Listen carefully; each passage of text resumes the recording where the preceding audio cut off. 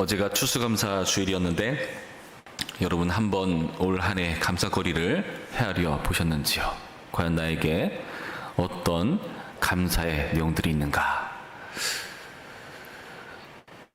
따지고 보면은 감사거리가 있기는 있습니다. 근데 사실 우리의 본성상 감사거리보다 문제거리가 더 많이 떠오르기는 합니다.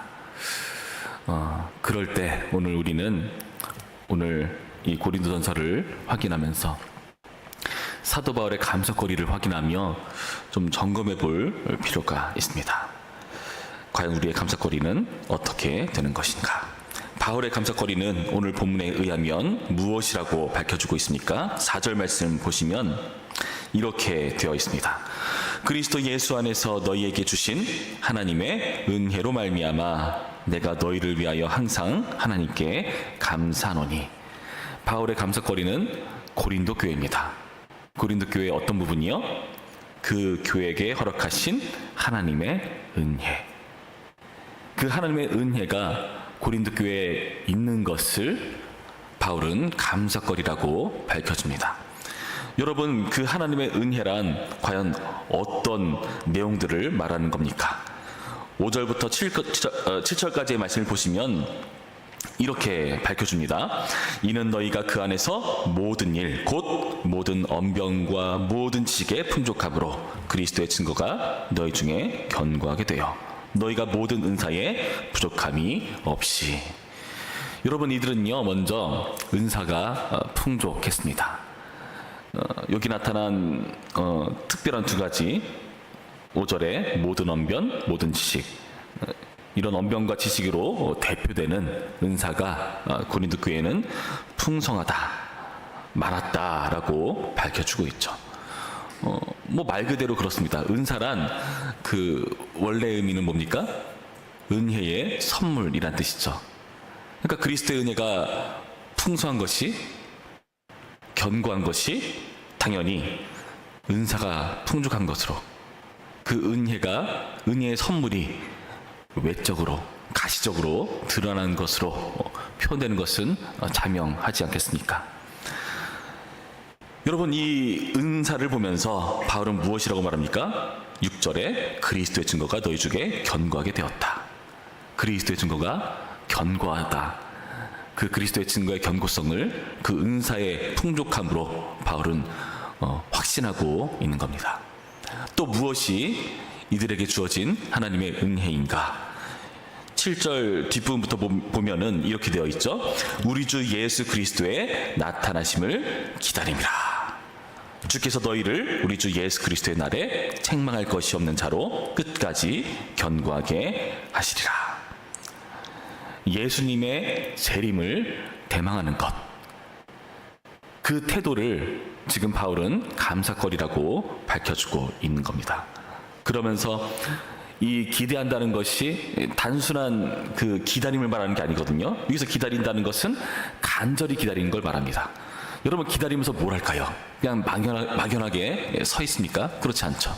기다린다는 것은 준비를 하는 걸 말합니다. 만약에 누군가 우리 집에 귀한 손님이 찾아오신다, 손자 손녀가 찾아온다, 집을 어떻게 하겠습니까? 청소를 하죠. 정리를 합니다. 여기 나타난 표현, 기다린다는 것은 이러한 사도 바울의 생각이 담겨 있습니다. 우리 주 예수 그리스도의 날에 책망할 것이 없는 자로 끝까지 견고하게 하시리라. 책망할 것이 없는 자로 견고케 하리라는 사도 바울의 생각이 담겨 있습니다. 바울은요, 이 일을요 확신 있게 말해요. 하나님의 은혜가 이 고린도 교회에 넘쳐. 이게 감사거리야. 그것은 은사가 풍족하고 이들은 재림을 대망하고 있어. 이들은 예수 그리스도의 증거로 확고하고 책망할 것이 없는 자로 견고해질 거야 하는 바울의 확신이 담겨 있는 겁니다. 그래서 감사하는 겁니다. 그런데 이제 앞으로 바로 내일부터 이제 확 와닿게 되는 고린도 교회의 실체를 보게 될 겁니다. 고린도 교회가 정말 감사거리인가? 따지고 보면은 고린도 교회는 감사거리보단 문제거리거든요. 은사가 풍족하다고요? 그 은사 때문에 질서가 흔들리고 그 많은 지식과 그런 여러 가지 능력들 때문에 분쟁이 일어나고 그 밖에도 많은 문제들이 계속해서 드러나는 것을 우리는 확인할 겁니다. 여러분, 그런데 이 고린도전서를 시작하는 사도 바울의 전제는 뭐죠? 이 고린도 교회는 감사거리다. 왜 그럴까요? 왜 이 고린도 교회를 감사거리라고 밝혀주는 것인가? 이 고린도전서를 시작하는 바울의 인사말에서 우리는 그 힌트를 확인할 수 있습니다. 2절 말씀 보시면 이렇게 밝혀줍니다. 고린도에 있는 하나님의 교회 곧 그리스도 예수 안에서 거룩하여지고 성도라 부르심을 받은 자들과 또 각처에서 우리 주 곧 그들과 우리의 주 되신 예수 그리스도의 이름을 부르는 모든 자들에게, 이들은 그 모든 교회를 말하는 거죠. 3절 하나님 우리 아버지와 주 예수 그리스도로부터 은혜와 평강이 있기를 원하노라. 이렇게 축복하며 인사하는 내용에서 이 사도 바울은 고린도 교회를 뭐라고 부릅니까? 2절 다시 볼까요? 뭐라 부르죠? 그리스도 예수 안에서 거룩하여지고 성도라 부르심을 받은 자들과. 이 고린도 교회를 성도로 부르심을 받은 자들이라고 말합니다. 성도. 성도는 말 그대로 거룩한 무리라는 뜻입니다. 그리고 그 말을 하면서 앞에서 이미 설명하죠. 그리스도 예수 안에서 거룩하여지고. 여러분, 성도라는 것은 거룩한 무리를 말합니다. 우리를 성도라고 말하잖아요. 성도라는 것은요, 그 소명자가 누구신 거죠? 하나님이신 겁니다. 예수님이신 겁니다. 예수님께서 우리를 성도로 소명하신 거예요. 여러분, 그렇기 때문에 이 사도 바울은 확실한 것이 이들은 성도로 부름받은 성도 소명자다. 이 확신을 가지고 있는 겁니다. 근데 눈앞에 보이는 현실은 어떻습니까? 성도 맞나? 거룩한 무리 맞나? 싶은 현상들을 맞닥뜨리거든요. 여러분, 우리가 그렇지 않습니까? 교회 나왔는데 항상 교회에 거룩하고 아름답고 행복이 넘치고 그렇지만은 않습니다. 소속되고 깊게 관여하면은 우리는 그 안에 문제를 보게 되고 여러 가지 고통과 분란과 여러 다양한 소리들을 듣지 않습니까? 여러분, 그럼에도 불구하고 우리는 이 교회가 예수님께서 부르신 성도 소명자라는 것을 전제하셔야 돼요. 왜 그럴까요?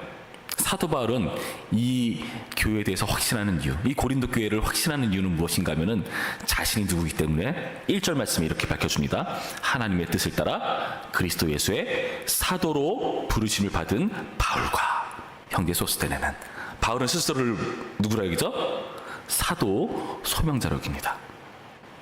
하나님의 뜻을 따라. 바울은 어떤 사람이었습니까?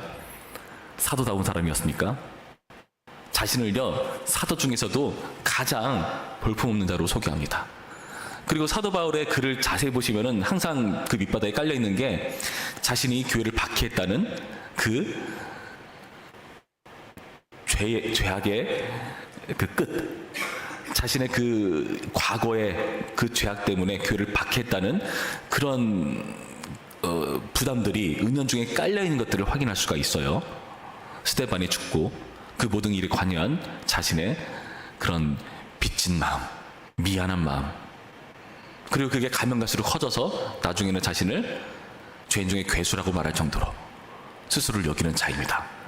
그런데 이 바울이 사도 노릇하는 이유가 뭐라고요? 하나님의 뜻을 따라 사도로 부름받은 자이기 때문에, 사도 소명자이기 때문에 자신의 모습에 이렇게 사도로서 교회에 편지하는 겁니다.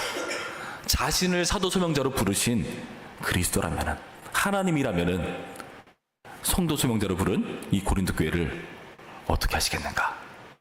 감사거리로, 믿음으로 취하는 겁니다. 여러분, 이 원리가 우리는 중요합니다. 이 원리를 우리가 가져야 돼요. 우리가 교회를 볼 때 여러 가지 문제가 있겠죠. 목장 모임할 때 여러 가지 좀 개선하고 싶은 것들이 많이 있겠죠. 근데 환경적으로 그리고 그 관계적으로 쉽지 않은 그런 문제 속에서 우리는 확신해야 됩니다. 나를 이 자리까지 인도해 오신 하나님, 나뿐만 아니라 나와 함께하는 이 사람들 개개인에게 하나님 역사하고 계시다. 나를 부르신 것처럼 이들을 부르셨다. 거기서 시작하는 겁니다. 내가 보고 평가하는 그 평가에서 시작하는 게 아니라 하나님의 그들을 향한 뜻과 하나님의 목적에 우리는 소망을 두어야 합니다. 여러분, 실제로 이를 위해서 하나님께서 놀라운 일을 행하십니다. 사도 바울은 이렇게 밝혀줍니다. 어떻게 그 일이 가능한 것인가? 9절 말씀 우리 한 목소리로 읽습니다. 9절 시작. 너희를 불러 그의 아들 예수 그리스도 우리 주와 더불어 교제하게 하시는 하나님은 미쁘시도다. 여러분, 원문은요, 미쁘시도다 하면서 시작하는 글이에요. 미쁘다는 건 뭐죠? 신실하다, 믿음직스럽다. 하나님은 신실하고 믿음직스러운 분이십니다. 너희를 불러, 너희를 소명할 때 어떻게 하신다고요? 그의 아들 예수 그리스도 우리 주와 더불어 교제하게 하시는 하나님. 예수님과 교제하게 하기 위한 목적으로 이들을 부르신 겁니다. 그러니까 우리를 변화시키는 건요, 누구십니까? 예수님이십니다. 예수님과의 관계 속에서, 예수님과의 교제 속에서 우리가 변화되고 바뀌는 거예요. 사도 바울이 교회를 박혀던 사람에서 어떻게 바뀌었습니까? 예수님 만나고 바뀌었습니다. 우리가 어떻게 바뀌었습니까? 예수님 만나고 바뀌었습니다. 그리고 앞으로 만나는 신선한 예수님 때문에 계속해서 우리는 변화되어 갑니다. 성화되어 갑니다. 오늘 본문이 그것을 확인시켜 줍니다. 사도 바울은요, 오늘 절을 전부 다 확인하면은 거의 모든 절에 지금 예수 그리스도를 등장시킵니다. 5절을 빼고 모든 절에 예수님의 이름이 계속해서 나와요. 그리스도 예수, 주 예수 그리스도, 그의 아들 예수 그리스도 우리 주. 이런 식으로 계속해서 예수님을 계속해서 언급해요. 이 모든 소명과 이 모든 은사와 이 모든 하나님의 재림에 대한 소망, 그 모든 것들 가운데 누가 관여하신다고요? 예수님께서 관여하시고 변화시켜 나간다는 확신.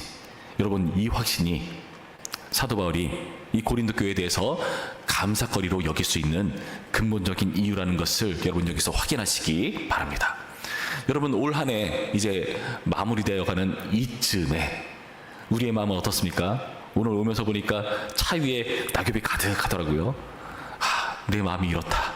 정말 이 여기저기 바람에 비에 휘쓸리며 이 낙엽처럼 떨어진 나의 마음, 교회 안에서 생긴 그런 불편한 마음과 상처들 여러분 있을 겁니다만, 그럼에도 불구하고 우리가 딴 교회 찾지 뭐, 더 좋은 교회 찾지 뭐, 그게 의미 없다는 것을 왜 알 수 있습니까? 어디 가도 마찬가지거든요.